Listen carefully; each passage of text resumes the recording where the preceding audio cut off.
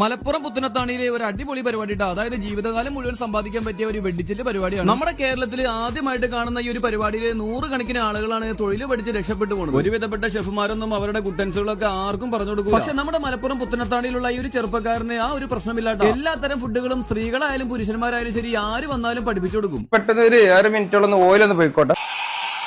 പൊന്തിക്കോ. ഇനി ഇവിടെ ഹോൾഡ് ചെയ്ത് വെക്കണുണ്ടോ? ബ്രോസ്റ്റഡ് ചെയ്തു.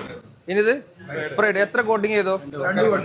എത്ര ലിറ്ററിന്റെ മെഷീൻ? അത് 24 ലിറ്ററിന്റെ. ഒരേ സമയം 3 to 3.5 ഫുൾ. ഇതിൽ എത്ര ഫുൾ പോവും? ബ്രോസ്റ്റില് 4. ഡിഗ്രി എത്ര സെറ്റിംഗ്സ്? 165. ഓക്കെ അല്ലേ? അപ്പൊ എത്ര ടൈമാണ് കുക്കിംഗ് ടൈം?